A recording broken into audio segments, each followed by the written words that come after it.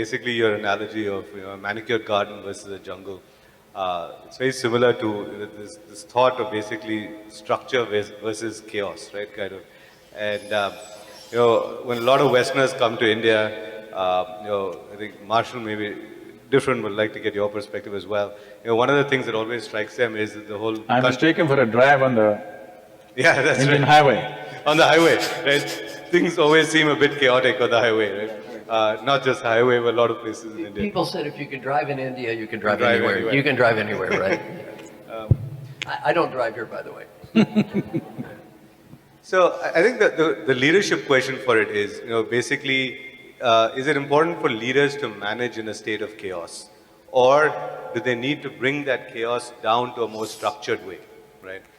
And again, I'm thinking kind of for the corporate world, and how do leaders need to think about that? I mean, should they let the chaos kind of evolve unto itself? Do they need to bring more structure to it? Maybe Sadhguru, if I get your perspective and then yours, Marshall. See, chaos is not a choice. The choice that you have made is to reap out of the existing chaos. If you choose to make something chaotic, that'll be stupid, it'll go somewhere else. Like for example, the forests. For a gardener's mind, a jungle will look chaotic. But no, there is a very deep order there. That is why a forest will live for millions of years and a garden will not last for a month without maintenance.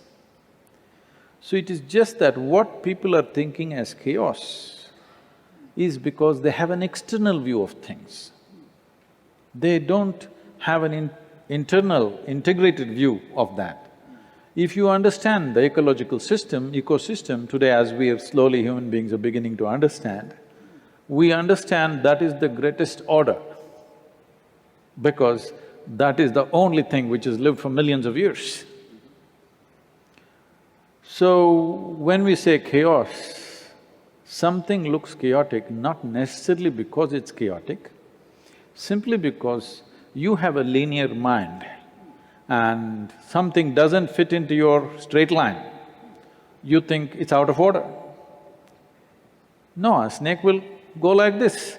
This does not mean its mobility is not good. Tell me, without using your limbs, just travel from here to here, let me see. Without limbs, he's going, but he's found a way. That's how he will go. Maybe he will not race with Mr. Bolt, but that's how he goes and he's very effective and he finds his own way of life and he chooses his terrain accordingly and he manages. So this is about different types of lives, different types of people, different types of terrains, different types of activities. To reap the best out of it, you have to harness that rather than beating everybody into one type of system, because in that you may produce some level of efficiency, but you will destroy people, destroy situations. Essentially you will destroy the ecology of the world. I'm not talking about ecology as it is. Essentially, you will destroy the existing ecology and try to create something new. See, now in this land to build anything, we've never bought a dozer and leveled any land. Whichever way it is, I design accordingly and build on that. I go to America and I see with great distress, they want to do one development, they want to build 50 houses. They just level out 50 acres completely. This is the worst thing you can do. How much life you're disturbing, you have no sense about it, you think order means it must be like this. No, this is a different kind of order by itself. And if you do not allow that within the human mind, within the human consciousness and in the actions that we perform, then we become straight lines. Maybe somebody else appreciates us, but we are miserable doing what we're doing simply because we are straitjacketed all the time about how we should be and how we should do.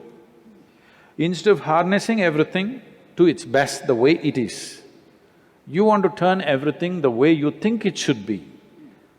This is essentially because you think too much of yourself somewhere.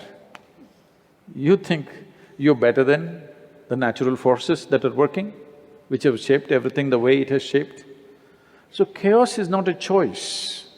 There is always a certain order which is not logically correct.